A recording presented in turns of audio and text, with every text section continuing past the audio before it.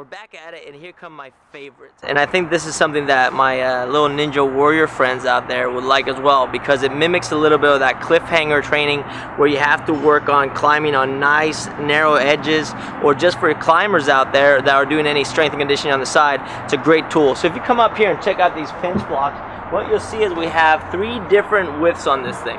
My first impression when I first saw them, and I think most people, is just, can I grab them here? This is pretty much impossible for me right now. I'm sure there are people out there that can handle that, but I can't handle that grip. It's not something that I've been working on. So I immediately cheated the system, and what I did is I said, oh look, I'm just going to use the top of this. If you look at this pinch block actually has approximately 1 inch of width here on the side that I can work on. This one has 1/2 inch of it, and this one has 1/4 inch. So it goes from progressively fatter to thinner, so the cliff and the edge gets narrow. So the first thing we're going to talk about is how to actually grip this sucker and how to hook grip this. So it's pretty simple. If I just place my fingers on top of it and I get my thumb on top of my index finger, what I can do is I can actually hang from that position.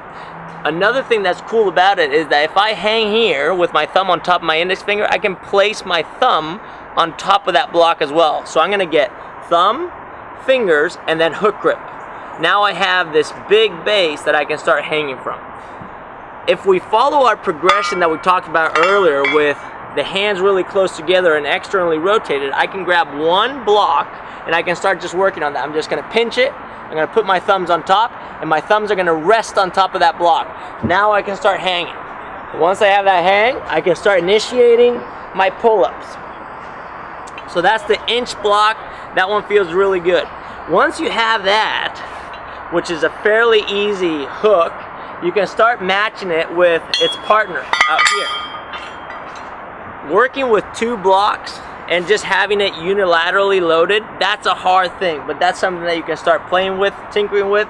It's a pretty advanced move if you haven't been hanging like this. You may start feeling pain in the fingers, so just slowly start hanging and work your way into it the same way we talked about holding hang, chin hang, negatives, and then concentric, and then you start working on pull-ups.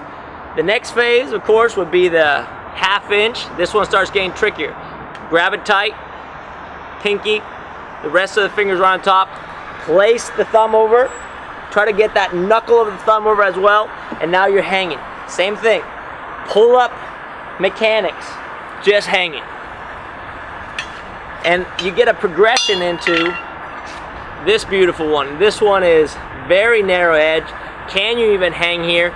Can you get your grip? You need a little chalk. You need to find that groove, find that position, and you'll notice that as soon as your hand collapses outward, you will lose that connection. If you can pull that hand inward and start rotating the hand, creating some torque, you'll be able to hang here. For this, what you'll notice is that a chin hang is actually easier than a full hang. That full hang, you'll feel that immediately the hand wants to collapse out. So you really need to emphasize elbow in position, and that's where the pulling mechanics is going to start. So these are the pinch blocks. I really like them. I have a very hard time working on this guy, but if you can work up to it, amazing. Once you got it working with singles, you don't even need 2. You can start separating, and that's what's going to really make you strong there, especially when you unilaterally load this thing. That's a hard thing to say. Another thing that you can play around with is you can use a fat one on one side, a thin one on the other side, and that way you start mixing and matching, and that's something we're going to address as we come up with more little tools. But this is going to start being incorporated into our programming. I think the grip strength is key, and it's going to lead into more volume down the line that's going to make us just better, stronger, and faster.